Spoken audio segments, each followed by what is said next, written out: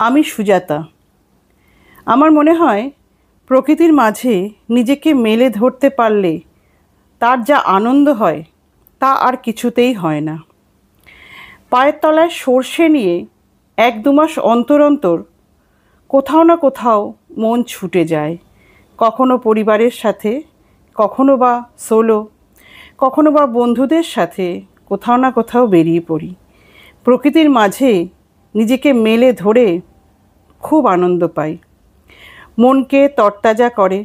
মন যদি সুস্থ থাকে, শরীরও সুস্থ থাকবে। তাই মন ও শরীরে ভরপুর মাত্রায় অক্সিজেন নিতে রুকস্যাক পিঠে নিয়ে মাঝে মাঝেই আমি বেরিয়ে পড়ি। অনেক দিনের শখ ট্রেকিং করার। একটি ছোট গ্রুপের সাথে যোগাযোগ করে চললাম সিকিমের হিল এভারেস্টে ট্রেক করতে। আগের দিন রাতে ট্রেন ধরে এনজিপি, সেখান থেকে গাড়িতে ওখরে পৌঁছতে প্রায় 6 ঘন্টা মতো সময় লাগলো। ওখরে পৌঁছে সেদিন একটি হোমস্টেতে রাত্রিবাস। দুটো নতুন ধরনের পানীয়র সাথে পরিচিত হলাম, লালিগুরাস আর থুম্বা। লালিগুরাস হলো রডোডেনড্রন ফুলের জুস থেকে তৈরি গাঢ় লাল রঙের এক ধরনের পানীয়।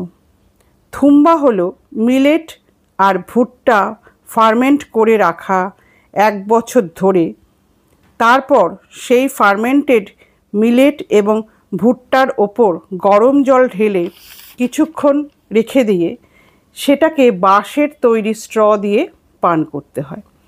পরদিন সকালে ব্রেকফাস্ট সেরে চলে গেলাম বার্সের পথে। হোমস্টে থেকে প্রায় 10 কিলোমিটার দূরে এটি অবস্থিত। গাড়িতে 10 কিলোমিটার পাড়ি দেওয়ার পর শুরু হলো ট্রেকিং।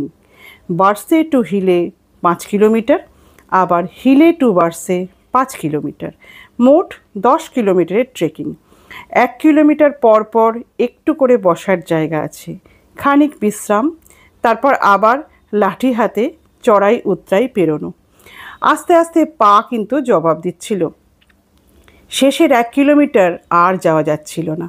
অতি কষ্টে ওইটুকু পেরিয়ে তবেই টপে পৌঁছালাম।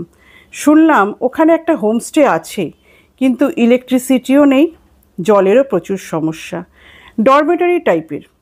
ওই ঘন জঙ্গলে ইলেকট্রিসিটি ও জল ছাড়া থাকার কথা ভাবাই যায় না। তাই আধ ঘন্টা মতো থেকে তারপর নিচে নামার প্রস্তুতি শুরু করলাম। একটু কষ্ট কম হলেও নামাটাও কিন্তু আমার কাছে বেশ কষ্টকরই লেগেছে। যেতে প্রায় 2 ঘন্টা, আসতে প্রায় 1.5 ঘন্টা মতো লাগলো। বার্সেতে ফিরে আবার আমাদের হোমস্টের ওখরের উদ্দেশ্যে আমরা যাত্রা করলাম। সেদিন ওখরে পৌঁছে হোমস্টের কাছাকাছি একটা জায়গায় খুব সুন্দর ফ্রাইড মোমো খেলাম। কিছুটা সান্ধ্যকালীন হাঁটাহাঁটি, তারপর ডিনার সেরে রাতে ডিপ ঘুম। পরদিন আবার ফেরার পালা, আবার 6 ঘন্টার জার্নি। পথে সেবকেশ্বরী মন্দিরে পুজো দিলাম। এটি একটি বড় প্রাপ্তি। সব দর্শন শেষে ঈশ্বর দর্শন করলে মনে হয় বেড়াতে যাওয়াটা একটা পরিপূর্ণ মাত্রা পেল। রাতে এনজিপি থেকে ট্রেন ধরে সকালবেলা যে যার আস্তানায় পৌঁছে গেলাম। এটি ছিল আমার দ্বিতীয় ট্রেক। আমার প্রথম ট্রেকটি ছিল শিখরকোটি ভিতরকণিকা। আমার এই বেড়াতে যাওয়ার অভিজ্ঞতা আপনাদের কেমন লাগলো অবশ্যই জানাবেন। যদি ভালো লাগে ভিডিওটি শেয়ার করবেন, লাইক করবেন, কমেন্ট করবেন। আবার আসবো নতুন কোনো বেড়াতে যাওয়ার গল্প নিয়ে। আজ তবে আসি।